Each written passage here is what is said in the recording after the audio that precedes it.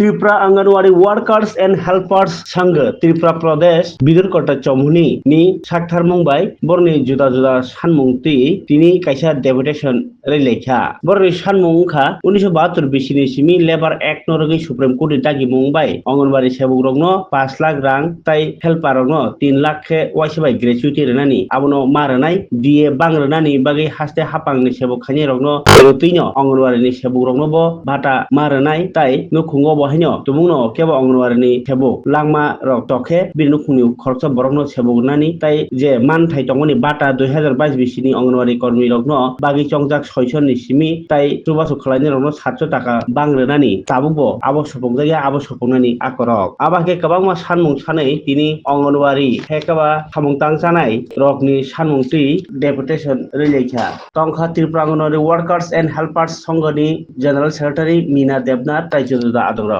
দেখুন আমরা বিগত দিনে যে সমস্ত কাজকর্ম করেছি এখন বর্তমানে দিনের পর দিন আমাদের কাজের পরিধি অনেক বেড়ে গেছে। আমাদের কাজ ছিল যখন আমরা চাকরিতে জয়েন করি, আমরা চাকরি না, এটা আমাদের একটা মহার্ঘ ভাতা পাই, সাম্মানিক ভাতা হিসেবে আমাদের গণ্য করা হয়। তো আমরা 6টা পরিষেবা নিয়ে কাজ করছি। এখন বর্তমানে 6টার পরিবর্তে কি বলবো, কয়েক ডাবল হয়ে গেছে আমাদের কাজের পরিধি।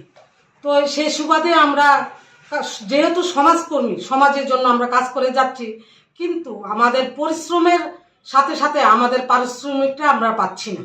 তো আমাদের একটা দাবি থাকবো আমাদের রাষ্ট্রবাদী সরকারের কাছে।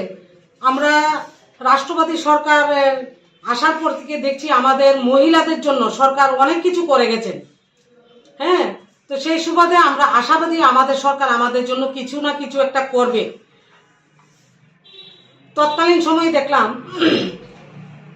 রাজ্যসভার অধিবেশন গেল, তারপরে বিধানসভার অধিবেশন গেল, আমরা জন্য কোনো কিছুই আমাদের জন্য কোনো কিছুই ওনারা রাখেননি। তো আমরা ভাবছি আমাদের বিগত সরকারের আমলে হয়তো 17ই বলবো, আমি 17 থেকে আমাদের ডিএ দেওয়াটা বন্ধ হয়ে গেছে। যেমন ডিএও বলবো না, অন্যান্য কর্মচারীদের যেভাবে ডিএ দেওয়া হতো তার পাশাপাশি আমাদের লামসাম কিছুটা ধরে দিত 200, 300, 400। তো এই টাকাটা 2017 থেকে আমাদের বন্ধ হয়ে আছে, এখন পর্যন্ত আমরা পাইনি। তো আমরা এই আশাটা রাখছি সরকারের কাছে যেন আমাদের এটা চালু করেন। আর আমাদের সকালে স্কুল 7টা থেকে 12টা পর্যন্ত আমরা স্কুল করি, 12টার পর থেকে আমাদের 1টা পর্যন্ত হোম ভিজিট করতে হয় বাড়ি বাড়ি। হ্যাঁ, 1টা পর্যন্ত হোম ভিজিট করি, কিন্তু হোম ভিজিটের পরে দেখা গেল আমাদেরও তো সংসার আছে না, আমরা পরের বাচ্চা মানুষ করি, আমাদেরও তো নিজেদের ঘর সংসার আছে। আমরা অনেক সময় চিন্তা ভাবনা করে যদি কোনো সময় অবহেলিত তো করি না, পুরাটা কাজই আমরা করে গেছি, কিন্তু আমাদের সরকার আমাদের জন্য কতটুকু দেখছেন সরকারই জানে। তো এই সরকার আসার পরে আমরা কিছু পাই না বললে ভুল। সরকার আসার পরে আমাদের সেন্ট্রালে যখন আমাদের বিজেপি সরকার গঠন হয় 2017-তে আমাদের প্রধানমন্ত্রী 1,500 টাকা আমাদের জন্য ঘোষণা করেছিলেন। তো এই 1,500 টাকা ঘোষণার পরে ত্রিপুরাতে যখন আমাদের বিজেপি সরকার আসার পরে 18-তে আমাদের এই 1,500 টাকা দেওয়া হয়। এখানে কথা হলো একটা আমাদের স্কিমটা কিন্তু 2টা পার্টে, একটা পার্ট হলো সেন্ট্রাল, একটা হলো স্টেট। সেন্ট্রাল দিয়ে আমাদের 90% আর স্টেট দিয়ে আমাদের 10%। তো যেই জায়গাতে আমাদের 5 বছর অন্তর অন্তর প্রধানমন্ত্রী আমাদের 1,500 টাকা করে দিত, বর্তমানে দেখা গেল এখন কিন্তু 5 বছর না, প্রায় 8 বছর চলছে, 7 বেরিয়ে গেছে, এখন পর্যন্ত আমরা সেই 1,500 টাকা সেন্ট্রালের টাকাটা আমরা পাইনি। কিন্তু আমাদের রাজ্য সরকার আসার পরে 22-এ আমাদের প্রথমে অঙ্গনারী কর্মীদের 600 টাকা এবং সহায়িকাদের 700 টাকা দিয়েছেন। তার পাশাপাশি 2023-এর লাস্টের দিকে 15% দিয়েছেন। তারপরে আরও করেছেন সরকার নতুন যে নিয়োগ করেছেন 2017-এর পর থেকে সমস্ত কর্মীদের এক ধাপে 4,000 থেকে 8,000 টাকা বেতন করে দিয়েছেন। তো সরকার আমাদের জন্য কিছু করে না বললে আমরা ভুল মনে করি। সরকার আমাদের জন্য করেছে, আরও করবে। কিন্তু এখানে প্রশ্ন হলো আমরা দিনের পর দিন দ্রব্যমূল্যের বৃদ্ধি হচ্ছে, কিন্তু সরকারি কর্মচারীদের দিয়ে দেওয়ার সাথে সাথে মার্কেটে দ্রব্যমূল্যের বৃদ্ধি অনেক বেড়ে গেছে। তো সেই দিকে কর্মচারীরা যে রেটে দ্রব্যমূল্য কেনাকাটি করে আমরা কিন্তু সেই রেটই করতে হয়। তো এই দিকটা যেন আমাদের রাষ্ট্রবাদী সরকার একটু বিবেচনা করেন অঙ্গনারী কর্মী এবং সহায়িকাদের জন্য।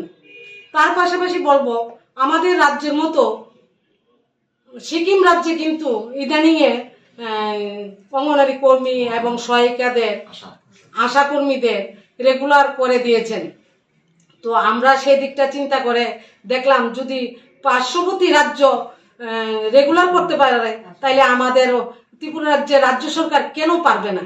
যদি সরকার 10 দফা দাবি আছে। 10 দফা দাবির মধ্যে উল্লেখযোগ্য দাবি হলো আমাদের সরকারি কর্মচারী হিসেবে স্বীকৃতি দেওয়া এবং আমাদের সরকারি কর্মচারী হিসেবে স্বীকৃতি দেওয়া বিকল্প আমাদের আরও অনেকটি দাবি আছে। তাদের মধ্যে আমাদের অঙ্গনারী কর্মীদের 24,000 বেতন ভাতা করা এবং সহায়িকাদের 21,000 করা এবং গ্র্যাচুইটি ত্রিপুরা অঙ্গনারী কর্মীদের যারা অবসরে যাচ্ছেন তাদেরকে গ্র্যাচুইটি প্রদান এবং 3 লক্ষ টাকা 5 লক্ষ টাকা প্রদান করা এককালীন এবং যারা অবসরে যাচ্ছেন তাদেরকে প্রতি মাসে মাসিক 5,000 টাকা এবং 3,000 টাকা পেনশন প্রদান করা। এটি আমাদের উল্লেখযোগ্য দাবি। আরও অতিরিক্ত দাবি আছে, এখানে লিপিবদ্ধ আছে। টোটাল 10 দফা 10 দফা দাবি আছে। আপনারা অঙ্গনারী কেন্দ্রে আপনারা অঙ্গনারী হেল্পার হিসেবে আপনারা হিসাবে আপনারা কাজ করছেন। আরো তো অনেকগুলো আপনাদের এটার মধ্যে অনেকগুলো পোস্ট আছে। হ্যাঁ, কি কি আপনারা কাজ করেন তার মধ্যে? আমাদের স্বাস্থ্য, পুষ্টি এবং অনেক শিশু সুরক্ষার কাজ, আমাদের পোষণের মাধ্যমে অনেক কাজ করতে হয় এবং সে মাতৃত্বকালীন গর্ভবতী মায়েদের, প্রসূতি মায়েদের 0 থেকে 6 বছর যে টিকাকরণ, এইসব আমাদের কাজ করতে হয় এবং যে অন্তর্দয় ফ্যামিলি যারা আছে তাদেরকে যদি কেউ অন্তর্দয় ফ্যামিলি মারা যায় তাদেরকে 2,000 টাকা মাসে দেওয়া। তারপর প্রতিটি বাড়িতে আমাদের সার্ভে করতে হয়, জন্ম থেকে মৃত্যু পর্যন্ত তাদের রক্ষণাবেক্ষণ আমাদের দেখতে হয়, সার্ভে করে আনতে হয়। প্রতিদিনই আমাদের অতিরিক্ত অনেক কাজ আমরা 12 ঘন্টাই সেন্টারের মাধ্যমে কাজ করে যাচ্ছি, তার পরিবর্তে আমরা কিছুই পাচ্ছি না।